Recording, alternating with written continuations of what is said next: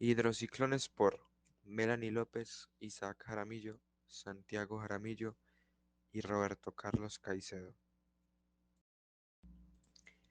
El primer sistema hidrociclónico fue patentado en el año de 1891 por Bretney. Poco más de un siglo después, su aplicación principal fue de tipo industrial, cerca de los años 40. Los hidrociclones originalmente fueron diseñados para promover la separación sólido-líquido, pero actualmente suele usarse para separaciones sólido-sólido, líquido-líquido y separación gas-líquido. El funcionamiento de un hidrociclón se fundamenta en que la alimentación de la pulpa a suficiente presión ingresa tangencialmente a la sección cilíndrica del hidrociclón por la parte superior. La fuerza centrífuga actuará sobre las partículas gruesas que son proyectadas siguiendo una trayectoria helicoidal hacia el extremo inferior de las paredes del hidrociclón y luego descienden, donde son colectadas y descargadas por el ápice. Mediante el efecto de la estrangulación del paso de la parte cónica inferior, la pulpa rotante se separa en dos flujos, uno que se dirige a las paredes del ciclón y otro que asciende. De esta manera, el material grueso o más pesado se concentra en las paredes, siendo expulsado por la parte inferior denominada ápice, y el material más liviano por la parte superior llamado derrame.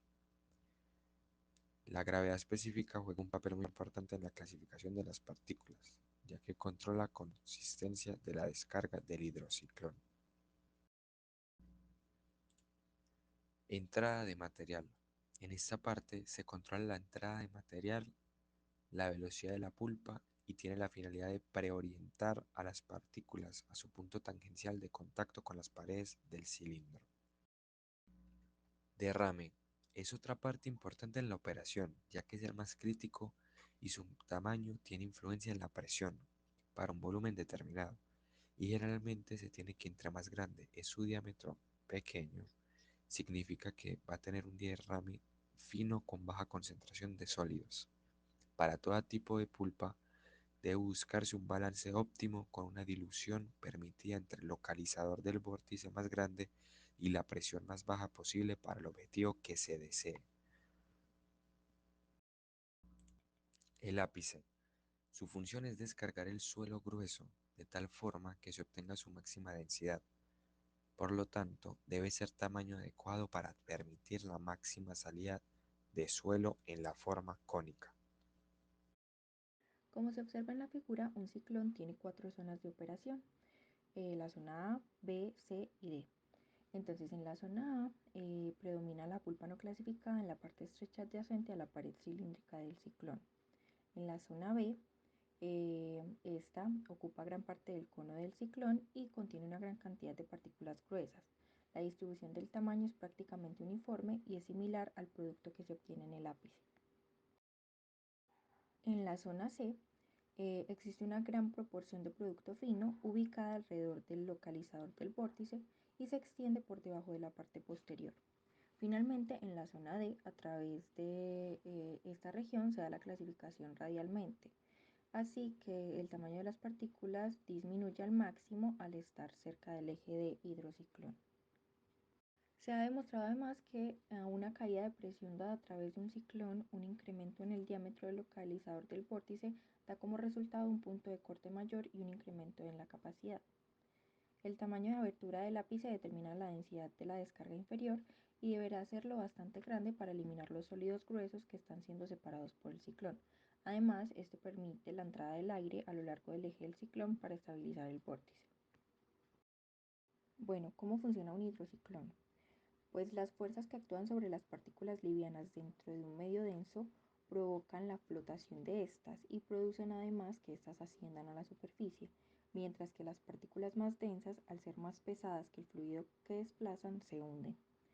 Las magnitudes de estas fuerzas gravitacionales y de empuje son de mucha importancia, ya que estas son las que regirán la velocidad con la que se producirá la separación de las partículas, lo cual a su vez determinará cuál debe ser la capacidad del estanque o, bueno, en este caso del hidrociclón. entra tangencialmente a la parte cilíndrica bajo una cierta presión, lo que genera una rotación alrededor del eje longitudinal del hidrociclón, formando un torbellino descendiente hacia el vértice de la parte cónica. Las partículas más gruesas, debido a la aceleración centrífuga, giran cercanas a la pared, siendo evacuadas a través de la boquilla en forma de pulpa espesa. Debido a las reducidas dimensiones de esta, solamente se evacúa una parte de la suspensión, creándose en el vértice del cono un segundo torbellino de trayectoria ascendente, el cual transporta las partículas finas junto con la mayor parte del líquido, abandonando el hidrociclón a través de un tubo central situado en la tapa superior del cuerpo cilíndrico. Además de esto, se regula la aceleración del torbellino y se varía la geometría y toberas del hidrociclón para ajustar el tamaño de separación. Toda partícula sólida dentro del hidrociclón está sujeta a dos fuerzas básicas, la fuerza centrífuga, que en este caso la vamos a denominar como Fc, y la fuerza de arrastre, denominada como Fa. La Fc o fuerza centrífuga tiende a impulsar la partícula hacia las paredes del equipo, donde las velocidades se reducen por condición de límites, haciéndolas descender por gravedad hasta descargar por el ápex el hidrociclón, formando parte del underflow. Por otro lado, la Fa o fuerza de arrastre tiende a llevar las partículas hacia el eje central del equipo, donde la pulpa se une con un torbellino de aire en el núcleo que sube hasta encontrar la salida.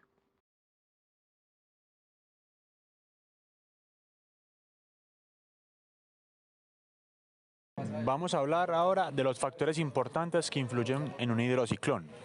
Entonces el primero es la presión en la entrada del hidrociclón, que que de igual forma puede decir mucho. ¿Cómo así? La presión en la entrada del hidrociclón es un indicador importante en donde estará el punto de separación, que puede llamarse o punto de separación o punto de corte o diámetro 50. El punto de separación es el tamaño en que una partícula tiene una probabilidad del 50% de dirigirse al caudal inferior o al desagüe. Cuando la presión está por debajo de la presión objetivo, el diámetro 50 será más grueso de lo deseado. Una presión más alta que el objetivo enviará más finos al caudal inferior, por lo que se obtendrá un diámetro 50 más fino que el deseado. La presión debe permanecer estable para mantener constante el punto de corte. Los cambios de presión siempre deben ser investigados porque indican un cambio en el caudal del hidrociclón. Esto puede ser causado por una falla del equipo en aguas arriba, como una bomba, un daño al hidrociclón o una obstrucción. Las oscilaciones en la presión indican un aumento en el flujo que podría ser causado por problemas con un sumidero. Cuando se detecta un problema con el rendimiento de un hidrociclón, lo primero que hay que tener en cuenta es el manómetro, ya que el desmontaje de la unidad puede resultar difícil debido a su ubicación. Bueno, el segundo factor es las distintas maneras de cambiar el punto de separación, además de cambiar la presión. ¿Cómo así? Dado que cambiar la presión no siempre es una opción o no siempre es deseable, existen otros métodos para cambiar el punto de corte de un hidrociclón. Estos cambios no siempre son factibles. Una vez que se instala un hidrociclón, 3 de esos métodos involucran al hidrociclón en sí. Pero el primero que se debe considerar es la alteración de la alimentación. Aunque no siempre es práctico hacerlo en una aplicación existente, cambiar la densidad de alimentación afectará el punto de corte del hidrociclón. Cuanto mayor sea la densidad en la alimentación, más grueso será el corte. Tenga en cuenta que cuando se desea el mismo rendimiento y se necesita un cambio en la aplicación, cambiar solo el caudal o las toneladas por hora afectará la separación del hidrociclón. Para mantener el mismo punto de corte, tanto el caudal como las toneladas hora deben mantenerse en proporción y los componentes internos y o el número de hidrociclones deben ajustarse para mantener la misma presión. El ángulo del cono tiene un papel importante en el punto de corte de un hidrociclón. Generalmente, para cortes finos con un hidrociclón se utiliza un ángulo de cono de 10 grados. Para hacer un corte más grueso, el ángulo se aumenta según sea necesario. Los conos de 20 grados son comunes en muchas aplicaciones de áridos, pero se han utilizado de 40 grados e incluso de 60 grados. Con menor frecuencia, el ángulo instalado del hidrociclón también cambiará el punto de corte, desde el plano vertical. La inclinación del hidrociclón hará un corte más grueso. El ángulo del cono debe tenerse en cuenta para que el hidrociclón no se incline demasiado. Una inclinación de 10 a 15 grados no tendrá un impacto significativo, pero una inclinación de 15 grados puede casi duplicar el tamaño del corte. Múltiples hidrociclones pequeños que operan a la misma presión que un hidrociclón grande tendrán un punto de corte más fino. Sin profundizar demasiado en las matemáticas, las dos fuerzas que tienen mayor impacto en el punto de corte son las centrífugas y la de arrastre. Con la fuerza centrífuga directamente afectada por el radio del hidrociclón, el punto de corte cambia. El punto de corte es cuando una partícula tiene una cantidad igual de fuerza de centrífuga y fuerza de arrastre, lo que le da una probabilidad del 50% de ir en cualquier dirección. No tiene piezas móviles. Los residuos extraños, la falla en el revestimiento, los ensamblajes inadecuados son los principales problemas que se pueden detectar en el hidrociclón. Podría decirse que los residuos extraños son causados por la alimentación, pero solo se pueden encontrar al mirar dentro del hidrociclón o en los puntos de descarga. Un hidrociclón funciona a presión requerida, que generalmente es proporcionada por una bomba. Cualquier cosa que cause inestabilidad en su índice de flujo, como se muestra en la lectura de presión, puede afectar el rendimiento del hidrociclón.